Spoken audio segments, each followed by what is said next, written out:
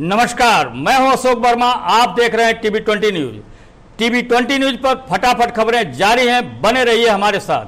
Police अधीक्षक आजमगढ़ सुधीर कुमार सिंह के निर्देशन पर जनपद में अपराध व अपराधियों पर अंकुश लगाए जाने के क्रम में आज आजमगढ़ पुलिस को बड़ी सफलता मिली है, जो जनपद के लिए एक बड़ी खबर है। जहां कई दिनों से पुलिस के लिए सरदर्द बना 25,000 के इनामिया अपराधी राजमंगल यादव आज पुलिस मुठभेड़ में घायल हो गए, जिसके पास से 9mm पिस्टल व कारतूस, खोखा तथा सुपर स्प्लेंडर गाड़ी बरामद हुई है।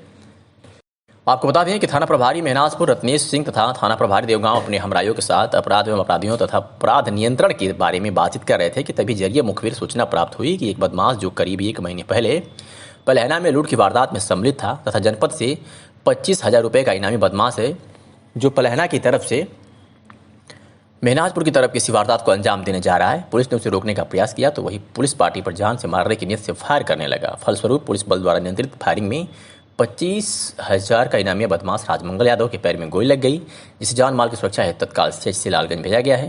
मौके पर अन्य थानों का पुलिस बल भी मौजूद कर दिया गया था। क्या कुछ का इस बाबत एसपी सुधीर सिंह ने, सुनवाते हैं आपको। आज चेकिंग के दौरान लगभग 10 बजे के लगभग कुछ समय पहले थाना देवगांव पुलिस और थाना महनाजपुर पुलिस जब चेकिंग कर रही थी तो वहाँ पर एक शातिर बदमाश जिसका नाम राजमंगल यादव है और जो थाना मेहनगर का टॉप 10 बदमाश है, 25,000 का इनामी भी है, उससे पुलिस मुठभेड़ हुई है। तो बदमाश इसमें राजमंगल घायल हुआ है। उसके पास से एक स्प्लेंडर मोटरसाइकिल जो कि बिना नंबर की है वो बरामद हुई है। एक 9mm पिस्टल और कारतूस बरामद हुई है। ये बहुत ही शातिर बदमाश है जिस पर लगभग 1.5 दर्जन के लगभग लूट और अन्य संगीन धाराओं के मुकदमे पंजीकृत हैं। घायल अभियुक्त को अस्पताल भेजा गया है और आवश्यक कार्रवाई की जा रही है। आजमगढ़ जनपद में पुलिस अधीक्षक के निर्देश पर अपराध व अपराधियों पर जनपदीय पुलिस द्वारा चलाए जा रहे नियंत्रण हेतु अभियान के तहत आज विभिन्न थाना क्षेत्रों की पुलिस को बड़ी कामयाबी हाथ लगी है। आपको बता दें कि जहां जहानागंज थाना की पुलिस ने एक नफर अभियुक्त को अपनी कार्रवाई में गिरफ्तार किया है, तो वही थाना महाराजगंज पुलिस ने भी मारपीट के मामले में एक वांछित अभियुक्त को गिरफ्तार करने में सफलता हासिल की है। बात करें अगर थाना महाराजगंज पुलिस की, तो महाराजगंज पुलिस ने ही दूसरी कार्रवाई में अवैध रूप से डीजल व पेट्रोल बिक्री के मामले में एक वांछित अभियुक्त को गिरफ्तार किया है। तो ये थाना फूलपुर की पुलिस ने भी गैर इरादतन हत्या के वांछित अभियुक्त को गिरफ्तार करने में सफलता हासिल की है। साथ ही आपको बता दें कि थाना सरायमेर की पुलिस ने भी दुष्कर्म के एक आरोपी को गिरफ्तार किया है। तो अगर बात करें गंभीरपुर थाना पुलिस की, तो गंभीरपुर थाना की पुलिस ने भी अपनी कार्रवाई में एक वांछित अभियुक्त को गिरफ्तार करने में सफलता हासिल की है। इस तरह की हुई ताबड़तोड़ गिरफ्तारी से आज जनपद में अपराध महकमे में हड़कंप मचा हुआ है। आजमगढ़ जिले के विकासखंड फूलपुर की ग्राम सभा हड़वा में सरकारी दुकान को निलंबित कर दिया गया था, जो गीता सिंह के नाम से था, बाद में जिसे बहाल कर दिया गया था, जिसको लेकर ग्रामीणों ने आज जिलाधिकारी कार्यालय पर प्रदर्शन किया और जिलाधिकारी को ज्ञापन सौंपा। ग्रामीण विवेक सिंह का कहना है कि कोटेदार दबंग किस्म का व्यक्ति है और राजनीतिक प्रभाव के कारण अपनी दुकान बहाल करा लिया था, जो ग्रामीणों को राशन भी कम देता है और विरोध करने पर गाली गलौज करता है। जबकि ग्राम सभा के 216 राशन कार्ड धारकों में से 169 ने निलंबित दुकान के विरोध में शिकायत नोटराइज शपथ पत्र के माध्यम से जिलाधिकारी कार्यालय में जमा किया था। ग्रामीणों का कहना है कि कोटेदार के खिलाफ कार्रवाई की जाए और हमारे जो मांग पत्र है उसकी जाँच की जाए। आइए सुनाते हैं कि ग्रामीणों ने क्या कुछ कहा। यहाँ जिलाधिकारी कार्यालय पर लोग आए हैं। हम विवेक सिंह है, हमारा ग्राम हड़वा विकासखंड फूलपुर आजमगढ़ के ये पूरे ग्राम सभा के राशन कार्ड धारक जो गरीब जड़े पिछड़े लोग हैं वो हमारे यहाँ का कोटेदार इस महामारी में भी वो राशन भारत सरकार से फ्री का आता था, उसका पैसा लेके देता था, यूनिट में कटौती था। उसकी जाँच के लिए शिकायत हम लोगों ने की पुराने तत्कालीन जिलाधिकारी माननीय NP सिंह साहब, उन्होंने एक जांच टीम गठित करके गांव में जांच कराया और जांच के पश्चात उक्त भ्रष्टाचारी कोटेदार का कोटा निलंबित कर दिया। लेकिन कोटेदार दबंग राजनीतिक रसूख वाला है और सत्ताधारी पार्टी से जुड़ा हुआ है। इस कारण से पूरी सत्ताधारी पार्टी और संघ के लोग उस कोटेदार की मदद कर रहे थे और मदद करके भ्रष्टाचारी निलंबित कोटेदार को बहाल कराने का काम कर दिया उन्होंने डीएम साहब को बुला कर। जबकि हमारे गांव में 218 राशन कार्ड धारक हैं, जिसमें से 180 राशन कार्ड धारक कोटेदार के खिलाफ है और नोटराइज्ड शपथ पत्र माननीय जिलाधिकारी महोदय को सौंपे। उसके बाद भी कोई सुनवाई नहीं हुई। शिकायतकर्ताओं की शिकायत का निराकरण नहीं किया गया। एक तरफा कार्रवाई करा करके सत्ताधारी पार्टी के दबाव में बहाली का आदेश करा दिया। उसी के विरोध में पूरा गांव, पूरे राशन कार्ड धारक यहाँ इकट्ठा हुए हैं। डीएम साहब को अपनी व्यथा कहने के लिए अपनी बात उनसे बताएंगे और यह कह के जाएंगे कि भूखे मर जाएंगे, लेकिन उस दबंग कोटेदार के यहाँ माँ बहन की गंदी गाली सुनने के लिए नहीं जाएंगे, लाठी खाने नहीं जाएंगे। भूखे मर जाएंगे, राशन नहीं लेंगे, लेकिन उसके यहाँ नहीं जाएंगे अगर कोटा बात होता है। इसलिए डीएम साहब से अनुरोध करने आए हैं कि अपना दिया हुआ आदेश उसको निरस्त करके ग्रामीण गरीब दबे कुचलों का राशन उनके घर पहुँचवाने के लिए एक अच्छे किसी ईमानदार कोटेदार को चयनित कर दें, चाहे स्वयं सहायता समूह को दे दें, वहाँ का कोटा वो चलाए, लेकिन उस दबंग कोटेदार। जिला मजिस्ट्रेट राजेश कुमार ने बताया कि वर्तमान समय में कोरोना वायरस संक्रमण से बचाव तथा इस संदर्भ में उत्पन्न परिस्थितियों के परिप्रेक्ष्य में उत्तर प्रदेश शासन द्वारा कतिपय निर्देश जारी करते हुए इनका अनुपालन सुनिश्चित कराए जाने के निर्देश दिए गए हैं। जिला मजिस्ट्रेट ने कहा कि कंटेनमेंट जोन के निर्धारण के संबंध में दी गई व्यवस्था के अनुसार जनपद में 15 क्षेत्र कंटेनमेंट जोन बनाए गए हैं। इन क्षेत्रों में जिलाधिकारी ने कहा कि कंटेनमेंट जोन प्रोटोकॉल का 100% अनुपालन सुनिश्चित करना अनिवार्य होगा। मऊ से खबर है, जहां जब्त की गई मुख्तार अंसारी अवैध वसूली गैंग की करोड़ों की संपत्ति, अवैध रूप से अर्जित धन से बनाई गई संपत्ति 1,05,40,000 रुपये, कुल 9 प्रकार के वाहन जब्त किए गए हैं। संगठित अपराधियों के विरुद्ध मऊ पुलिस प्रशासन द्वारा चलाए जा रहे अभियान के क्रम में आज मुख्तार अंसारी अवैध वसूली गैंग के सहयोगी मऊ में चिन्हित वसूली माफिया सुरेश सिंह निवासी भीटी थाना कोतवाली मऊ का अपराध व अवैध रूप से अर्जित धन से बनाई गई संपत्ति 1,05,40,000 रुपये, कुल 9 विभिन्न प्रकार के वाहन थाना कोतवाली पुलिस द्वारा अंतर्गत 14(1) के अंतर्गत गैंगस्टर एक्ट जब्त की गई। इस तरह 1,05,40,000 रुपये कीमती के कुल 9 वाहनों को सीज किया गया। D34 गैंग के सदस्य सुरेश सिंह पुत्र लल्लन सिंह निवासी पकड़ी थाना घोसी कि ये रहने वाले थे, वर्तमान में सिटी में रह रहे थे। ये अवैध वसूली गैंग के सरगना थे। इनका ताल्लुकात मुख्तार अंसारी के सहयोगी के रूप में ये चिन्हित हैं हमारे यहाँ से। गैंगस्टर एक्ट में ये जेल में थे। 14(1) के तहत इनकी प्रॉपर्टी सीज की गई, जिसमें 9 इनके वाहन आज सीज किए गए हैं पुनः, जिनकी कीमत 1,05,00,000 के आसपास है। गाड़ी का प्रकार है बस UP 54T 1566, Hyundai Creta UP 54AV, Tata indica UP 54T 5004, hero glamour UP 54N 3444, hero glamour UP 54Q 4144, बस UP 54D 1399, बस UP 61 AT 072, Splendor UP 54J 1703, Scorpio UP 54J 5004। इस तरह कुल सभी वाहनों की अनुमानित कीमत 1,05,40,000 रुपया है, जिसको कि सीज किया गया है। सर पिछले दिनों भी इनकी पिछले दिनों भी 4 बसें इनकी सीज की गई थी, उसकी कीमत भी 85-86 लाख रुपए आकी गई है। सर जिले में तो ज़िले में इस तरह से ये सुरेश सिंह जो कि इन अवैध वसूली गैंग के सदस्य थे, इन पे एक प्रभावी कार्रवाई की मऊ पुलिस द्वारा की गई है। और ये सारी गाड़ियां, जो शेष गाड़ियां और हैं, 28 गाड़ियों का सीजर जिलाधिकारी मऊ के यहाँ से प्राप्त हुआ था।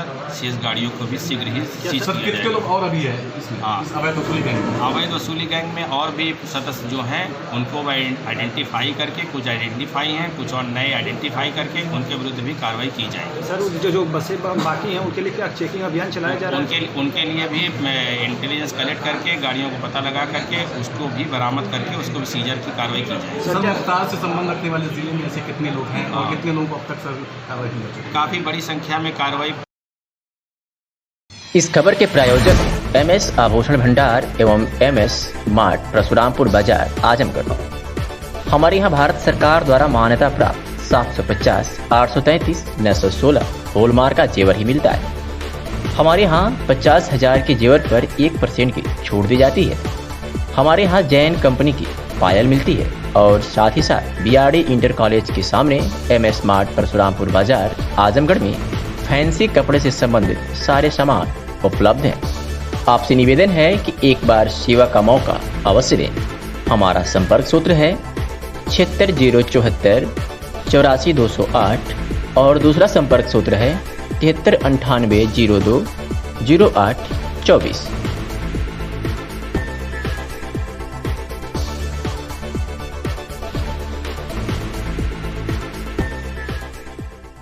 कोरोना संक्रमण की रोकथाम के लिए जिलाधिकारी आजमगढ़ के निर्देश के अनुपालन में नगर पंचायत महाराजगंज में सभी दुकानदारों के परीक्षण के लिए मुनादी कराकर सैंपलिंग कराया गया। इस संबंध में शासी अधिकारी गुंजन कुमार ने बताया कि संक्रमण से लोगों को जागरूक करने व बचाव के लिए नगर के सभी दुकानदारों की टेस्टिंग कराई जा रही है। उन्होंने यह भी बताया कि उप जिलाधिकारी सगड़ी के निर्देश के अनुपालन में जिन दुकानदारों ने सैंपलिंग नहीं कराया उन दुकानदारों को दुकान खोलने पर प्रतिबंध तक लगा दिया जाएगा। जब तक टेस्टिंग के संदर्भ में मेडिकल प्रमाण पत्र दुकानदार द्वारा नहीं दे दिया जाता, वही इस पूरी सैंपलिंग प्रक्रिया में तहसील से एरिया लेखपाल संतोष शर्मा और वरिष्ठ लिपिक मनोज कुमार सिंह के साथ साथ अपने नगर पंचायत के कर्मचारियों द्वारा चलाए गए जागरूकता अभियान की सराहना भी की। आजमगढ़ के शिक्षक सुरेंद्र प्रताप सिंह को राज्य अध्यापक पुरस्कार के लिए चयन पर बधाई देने वालों का तांता लगा रहा है। बता दें कि प्राथमिक विद्यालय भैरवपुर के प्रधानाचार्य सुरेंद्र प्रताप सिंह को राज्यपाल पुरस्कार के लिए चयनित किए जाने पर विद्यालय पर बधाई देने वालों का तांता लगा रहा। अध्यापक द्वारा विद्यालय पर ही फूलमाला पहनाकर स्वागत किया गया। इनकी प्रथम नियुक्ति 13 दिसंबर 1993 को प्राथमिक विद्यालय गंगापुर काजी ब्लॉक मोहम्मदपुर आजमगढ़ में हुई थी। 6 अगस्त 1996 को प्राथमिक विद्यालय घनघटा कोयलसा आजमगढ़ में स्थानांतरित हुए। तत्क्रम में विद्यालय में बच्चों के पठन पाठन के साथ साथ खेलकूद आदि में विद्यालय को अग्रणी करने हेतु इनके द्वारा प्रयास किया गया था। इनके बच्चे जिला मंडल और राज्य स्तर पर प्रतिभाग किए। आज इनके पढ़ाए हुए बच्चे राज्य और केंद्र में अच्छे पद पर कार्यरत हैं। उत्कृष्ट श्रेणी में चल रहा है, अच्छा कार्य हो रहा है, पठन पाठन अच्छा हो रहा है, विद्यालय की गुणवत्ता अच्छी है, हमारे शिक्षकों का सहयोग हमें अच्छा मिल रहा है, अभिभावक हमको अच्छी अपने योगदान को दे रहे हैं। तो जब विद्यालय में 2016 यहाँ 6 में आया तो उस समय प्रधानाध्यापक के रूप में आया तो विद्यालय में बच्चों की संख्या 140 थी, लेकिन निरंतर प्रयास करके इस समय 365 छात्र संख्या हमारे यहाँ है और लगभग 300 बच्चे तो पर डे आते थे। और इस बार तो और अच्छा प्रयास उसका रहेगा क्योंकि बहुत बच्चे एडमिशन करा चुके। अब इस विद्यालय के कार्यों को देखते हुए यहाँ आए अधिकारी डीएम साहब और कमिश्नर साहब, सीडीओ साहब, एसडीएम और यहाँ प्रमुख जी, बाकी और लोग जो जितने जनप्रतिनिधि भी यहाँ रहे, सबका यहाँ सहयोग मिलता रहा। कुछ न कुछ प्रधान रमाशंकर जी यहाँ सहयोग भी दिए और उस सहयोग के साथ साथ विद्यालय को आगे ले जाने में अपना शारीरिक सहयोग दिए, आर्थिक भी दिए। विद्यालय के पास इस समय लाउड स्पीकर है, इस यहाँ बैंड बाजा है, बच्चों को हर कमरे में उनका यूनिफॉर्म है। बहुत पहले ही यहाँ बच्चों को बैठने के लिए फर्नीचर की व्यवस्था हो गई थी। राज्य सरकार द्वारा हमें सितंबर 16 में ही 1,20,000 रुपये का पुरस्कार दिया गया था उसी काम को देखते हुए, क्योंकि उस समय डायरेक्टर लखनऊ से आए थे। उन्होंने देखा, मंडल के एडी बेसिक थे, सारे लोगों से उन्होंने कहा कि विद्यालय को आप लोग। आजमगढ़ जिले के मेहनगर के स्थानीय कस्बा में भारतीय पत्रकार संघ के बैठक जिलाध्यक्ष वीरेंद्रनाथ मिश्र की अध्यक्षता में हुई। कार्यक्रम के मुख्य अतिथि एसडीएम मेहनगर प्रियंका प्रियदर्शनी थी और संचालन प्रदीप कुमार सिंह ने किया। बैठक को संबोधित करते हुए एसडीएम ने कहा कि पत्रकार लोकतंत्र का चौथा स्तंभ होता है, साथ ही सामाजिक दायित्वों से ऊपर उठकर सामाजिक कुरीतियों, ज्वलंत समस्याओं को अपनी लेखनी के माध्यम से समाधान की तरफ बढ़ाते हुए विकास की कड़ी में नया आयाम स्थापित करने का काम करता है। पत्रकार कठिन परिस्थितियों में भी धैर्य व साहस के साथ समस्याओं को उठाने में अपनी अहम भूमिका निभाता है। एसडीएम ने कहा कि शासन प्रशासन के लोग जैसे लॉ एंड ऑर्डर में रहते उसी तरह पत्रकार भी रहता है। भारतीय पत्रकार संघ के जिलाध्यक्ष वीरेंद्रनाथ मिश्र ने बताया कि हमारा संगठन समस्त पत्रकार साथियों के सुख दुख सदैव तत्पर रहता है और आज कार्यक्रम संगठन के पदाधिकारियों के स्वागत के लिए है। जिला उपाध्यक्ष राकेश चतुर्वेदी व जिला मीडिया प्रभारी राजेश कुमार सिंह, वंदना सेठ सहित भारी संख्या में पत्रकार उपस्थित थे। आप और हम परिचय हो जाए, जो बहुत दिनों पहले हो जाना चाहिए था वो बहुत दिनों बाद हो रहा है, तो इसलिए कभी कोई भूल चूक होती है अधिकारी से तो आप बता सकते हैं। कोई संकोच नहीं, कोई ईगो नहीं, कोई प्रेस्टीज इशू नहीं होता इसमें। कोई हम लोग से बात हो जाए, चाहे मेरे तहसील परिवार से, चाहे किसी लेखपाल, कोई बात हो जाए, कोई आपको बात खराब लगती है, नहीं अच्छी लगती है, चाहे मेरे लिए तो सभी विभाग है, चाहे मेरा थाने का भी हो काम देखना है, चाहे ब्लॉक का विभाग देखना है, कहीं कोई बात है आप बताइए, उसको बैठ के मिल के सुलझा लिया जाएगा, बता दिया जाएगा। जो काम होने लायक है वो होगा, जो नहीं होने लायक है वो भी होगा। जैसे परिवार में गिले शिकवे होते हैं, बैठ के दूर कर लिए जाते हैं। और रही बात आप लोग का कार्य, जैसा आपने बताया कि वाकई हम लोग को थोड़ा जाने में कष्ट होता है, लेकिन आप लोग भी उतनी ही मेहनत करते हैं। अगर रात भर हम लॉ एंड ऑर्डर में हैं तो आप भी लॉ एंड ऑर्डर में रात भर रहते हैं। और सुबह जब न्यूज़ छपती है तो वाकई मन देख के प्रफुल्लित होता है कि हाँ, अच्छा कार्य आप लोगों ने छापा, मेरा सफल जो है मेहनत सफल हो गई। और वो आप लोग के कारण, आप लोग का नाम भी नहीं आता है लेकिन आप लोग का काम आ जाता है। उसके लिए आप लोग का बहुत धन्यवाद अभी से। और अभी तक जितना कार्य हुआ है तहसील हर जगह मुझे पॉजिटिव अप्रोच ही मिला है, कहीं कोई ऐसा नहीं हुआ कि निगेटिव मिला। जो निगेटिव है वो निगेटिव रहेगा ही भाई, जो गलत है, जो गंदगी है, जो कोरोना है वो। आजमगढ़ में केंद्रीय पदाधिकारी के निर्णय अनुसार आंगनबाड़ी कार्यकर्त्री एवं सहायिकाओं ने अपनी विभिन्न मांगों को लेकर 7 सितंबर 2020 को सुबह 11 बजे से दोपहर 2 बजे तक भूख हड़ताल पर बैठेंगी। सुमित्रा सिंह के नेतृत्व में अपनी समस्याओं का एक मांग पत्र जिलाधिकारी के माध्यम से मुख्यमंत्री उत्तर प्रदेश को सौंपा और मांगों को लेकर प्रदर्शन भी किया। इस बीच सभी लोगों द्वारा सोशल डिस्टेंस का पालन किया गया। क्या कुछ कहा सुमित्रा सिंह ने, आपको सुनवाते हैं। सुमित्रा सिंह, जिला अध्यक्ष आजमगढ़। आज क्या मामला, आज जिलाधिकारी यहाँ के ज्ञापन? हम लोग ज्ञापन देने आए हैं डीएम साहब को कि हम लोगों को 62 साल में रिटायर किया जा रहा है, बिल्कुल सम्मानजनक नहीं है। हम लोगों को से उत्तर प्रदेश सरकार से यही मांग है कि हम लोगों को रिटायर करें, लेकिन आखिरी में कुछ हम लोगों का सम्मान दें, हमको कुछ पेंशन दें, फंड दें, तब हमको घर बैठाए। ज़िंदगी भर हम लोगों ने सेवा की और खाली हाथ घर जाके हमको बैठना है। अगर आप लोग की मांगे ना पूरी हुई तो आप लोग क्या करेंगे? हम लोग आंदोलन के लिए बाध्य होंगे, ऐसे भी हमको मरना है, ऐसे भी मरना है।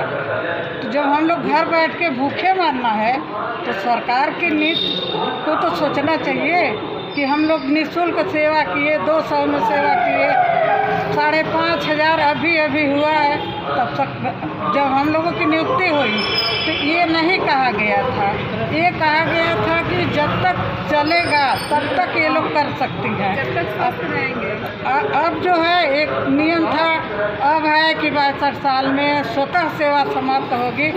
इससे हम लोगों को बहुत कष्ट है और डीएम साहब के माध्यम से हम लोग मुख्यमंत्री को ज्ञापन देना चाहते हैं कि हमारी समस्या को सुने, इसको गहन विचार करके हमारी समस्या का समाधान।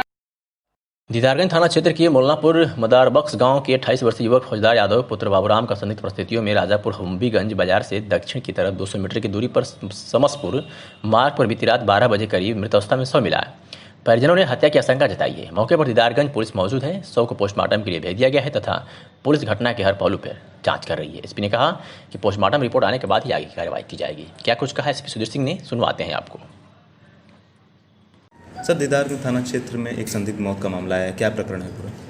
देखिए, दीदारगंज थाना क्षेत्र के गांव में एक फौजदार यादव हैं, उनका शव उनके घर के बाहर मिला और उनकी नाक से और कान से खून आया हुआ है। कोई प्रथम दृष्टया चोट के निशान नहीं है। जो पता चला है कि रात को ये इन्होंने शराब पी थी और उसके बाद फिर ये अपने भतीजे के साथ एक सन्नी गांव है वहाँ तक गए थे और वहाँ फिर इन्होंने शराब पी और वहाँ इनकी गाड़ी वहाँ मिली और ये फौजदार यादव वहाँ मिले। इनके भतीजे ने घर आके बताया कि वो वहाँ पर उनके नाक और कान से खून आ गया। इसके बाद ये लोग घर वाले गए और उन्हें हॉस्पिटल जहाँ वो ब्रॉड डेड हो गए और ब्रॉड डेड होने के बाद ये उसे उनके शव को ले आए और घर के आगे लेटा के फिर उन्होंने पुलिस को सूचित किया सुबह मॉर्निंग में। तो पूरे मैटर अभी पूरी तरह से क्लियर नहीं हुआ है। पंचायतनामा भर के पोस्टमार्टम के लिए भेजा गया है और बाकी जो भी सामने पोस्टमार्टम रिपोर्ट में जो भी चीज़ें सामने आएंगी उसके आधार पर अग्रिम कार्रवाई की जाएगी। ठीक है। जिलाधिकारी राजेश कुमार की अध्यक्षता में विभिन्न विभागों द्वारा संचालित रोजगार परक योजना की समीक्षा बैठक बैंकर्स के साथ संपन्न हुई। जिलाधिकारी ने बताया कि प्रधानमंत्री रोजगार सृजन कार्यक्रम योजना, मुख्यमंत्री युवा स्वरोजगार योजना, एक जनपद एक उत्पाद सहायता योजना, प्रधानमंत्री रोजगार सृजन कार्यक्रम, मुख्यमंत्री ग्रामोद्योग रोजगार योजना, स्वतः रोजगार उत्तर प्रदेश ग्रामीण आजीविका मिशन, जिला नगरीय विकास अभिकरण रूडा तथा अनुसूचित जाति वित्त विकास निगम की योजनाएं संचालित है। इन योजनाओं में लाभार्थियों के 2019-20, 20-21 के जो भी आवेदन पत्र लंबित हैं उसको प्राथमिकता के आधार पर लोन वैक्सेक्शन कराना सुनिश्चित करें। इसमें किसी प्रकार की लापरवाही क्षम्य नहीं है क्योंकि ये सारी योजनाएं प्रधानमंत्री व मुख्यमंत्री की महत्वाकांक्षी योजनाएं हैं। इसलिए सभी बैंक कर्मी एक सप्ताह में सभी प्रार्थना पत्रों का निस्तारण करें। पत्रकारों का एक प्रतिनिधिमंडल क्षेत्राधिकारी फूलपुर का फूल मालाओं से सम्मान किया। क्षेत्राधिकारी फूलपुर पत्रकारों द्वारा दिए गए एक सम्मान से काफी खुश हुए और सभी पत्रकारों से ससम्मान उचित दूरी बनाकर बैठने के लिए कहा और सभी पत्रकारों से उनका परिचय प्राप्त किया। क्षेत्राधिकारी से जब उनके कार्यशैली के बारे में पूछा गया तो उन्होंने बताया कि अपराध पर लगाम लगाने की पुरजोर कोशिश की जाएगी या अपराधी जहां कहीं हो सूचना मिलने पर वहां तुरंत पहुंचने का हर संभव प्रयास किया जाएगा। उनसे जब पूछा गया कि कोई व्यक्ति अपनी फरियाद लेकर आपके यहाँ कब आ सकता है तो उन्होंने बताया कि यदि किसी व्यक्ति को थाने पर न्याय न मिले तो हमारे व्यक्तिगत बेझिझक कहीं भी आ सकता है, उसकी न्यायोचित मदद की जाएगी। तो लोग पहले कोतवाली पर निर्भर होते हैं, तो आपकी जो गरिमा है, आपका जो कर्तव्य है, कहीं न कहीं जो है प्रशासनिक स्तर से होके जाता है। जो है एक इसको भी मान लिया जाए कि आप एक मजिस्ट्रेट टाइप जो होता है पुलिस में सिस्टम, तहसील स्तर पे या क्षेत्रीय स्तर पे, तो ये होता है। तो आदमी को कब आपके पास आना चाहिए कि लगे कि नहीं ऐसा कुछ थाने स्तर पे सुनवाई ना होता हमारे पास। हम देखिए फर्स्ट रिस्पॉन्डर तो थाना ही है, थाने पे जाए नहीं तो वहाँ पे सुनवाई नहीं होती है, लगता है कि सही करना ही है, सही कर रहे हैं तो हमारे पास। जी सर, सही। और जो भी समस्या उसको निशान किया जाए यथासंभव, क्योंकि अन्य विभागों से भी समन्वय रहता है। जैसे देखा कि जमीन संबंधी विवादों में भी तो संबंधित विभाग का समन्वय स्थापित करके कार्य अभी शांति व्यवस्था बरकरार करेंगे।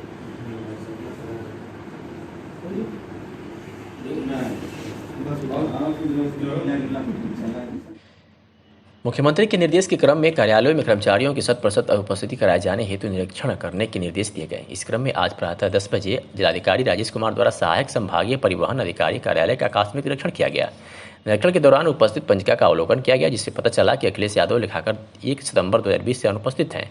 इस प्रकार सगीर अहमद वरिष्ठ सहायक, किशुन राम कनिष्ठ सहायक अनुपस्थित मिले। इस पर जिलाधिकारी ने सभी अनुपस्थित कर्मचारियों का स्पष्टीकरण प्राप्त कर कार्रवाई करने के लिए संबंधित अधिकारियों को निर्देश दिए।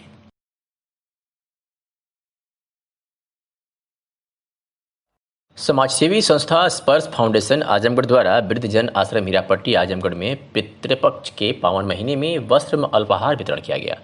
संस्था के प्रबंधक सुनील उपाध्याय ने बताया कि स्पर्श फाउंडेशन वृद्धजनों की सेवा करके अधिक प्रसन्न हुई, लोगों को वृद्धजनों की सेवा के लिए प्रेरित करने को कहा। इस कोरोना काल में अपने आप को कैसे स्वस्थ रखें उसके उपाय बताएं। उन्होंने लोगों को आश्वस्त किया कि उनकी सहायता के लिए संस्था हमेशा खड़ी रहेगी। वहां उपस्थित वृद्धजन आवास के विक्रांत मिश्रा ने बताया कि स्पर्श फाउंडेशन स्थान के कार्य करती रहती है, जब से यहां पर ऊपर से लाभार्थियों को लाभ मिलता रहता है। हम आशा करते हैं यह संस्था इस तरह से सहयोग करती रहे। मेरा नाम विक्रांत कुमार मिश्रा है, जो मैं वृद्धजन आवास में केयर टेकर के पद पर कार्यरत हूँ। आज अल्पाहार यहाँ पे स्पर्श फाउंडेशन की तरफ से जो फल वितरण हुआ और ये तौलिया वितरण हुआ, मिष्ठान हुआ, बहुत ही अच्छा लगा। और हम चाहते हैं कि स्पर्श हमेशा ऐसा सहयोग करते रहेगा कि वृद्धों का मनोबल बढ़े और इन लोगों की खुशियाँ वापस आए, जो इन लोगों को इनके बच्चे नहीं दे पाए वो ऐसी संस्थाओं के द्वारा मिल। कितने वृद्धजन होंगे यहाँ पे? लगभग 28 वृद्ध के आसपास हैं और बाकी आना जाना लगा रहता है। दूरांचल क्षेत्र के बाढ़ प्रभावित क्षेत्र में तैनात लेखपाल सुधीर जायसवाल के साथ की जाने वाली बदसलूकी व मारपीट में वांछित दबंग प्रधानपति चंद्रभान यादव ग्राम नौबरार देवारा जदीद कीता प्रथम को महाराजगंज पुलिस द्वारा पुलिस अधीक्षक आजमगढ़ सुधीर कुमार सिंह के निर्देशन में अपर पुलिस अधीक्षक ग्रामीण व क्षेत्राधिकारी सगड़े के नेतृत्व में प्रभारी निरीक्षक महाराजगंज देवेंद्र कुमार सिंह ने मय पुलिस बल के साथ आरोपी की तलाश में अमूर थे। मुखबिर की सूचना पर रात्रि में दबिश डालकर गिरफ्तार कर लिया गया। अभियुक्त चंद्रभान यादव द्वारा लेखपाल पर पंथे से दक्षिण जो बांध से प्रभावित नहीं थे, उनको राहत सामग्री बांटने के लिए दबाव बनाया गया था। लेखपाल द्वारा मना किए जाने पर लेखपाल को मारा पीटा गया और सरकारी कार्य में बाधा डालते हुए कट्टा तान दिया गया था, तो वही धमकी देते हुए बाउचर को भी फाड़ दिया था। लोगों को जागरूक करके आपदा से होने वाले नुकसान को कम किया जा सकता है और कई महत्वपूर्ण मानव जीवन को बचाया जा सकता है। 11 VNDRF की एक टीम में तैनात 24 सदस्यीय विशिष्ट प्रशिक्षित टीम ने जिला में तैनाती के दौरान तहसील के कर्मचारियों को प्रशिक्षण दे रही है और आज आजमगढ़ के सदर तहसील में सामूहिक जागरूकता कार्यक्रम आयोजित किया गया, जिसके अंतर्गत लेखपाल कानूनगो एवं अन्य कर्मचारियों को आपदा के समय राहत बचाव के तरीकों का प्रदर्शन और बाढ़ की स्थिति में तत्काल राफ्ट, केला के तनों, बांस, ड्रम, बोतल, टायर की ट्यूब, थर्माकोल, घरेलू बर्तन इत्यादि तैयार करने के तरीकों को प्रशिक्षण दिया गया।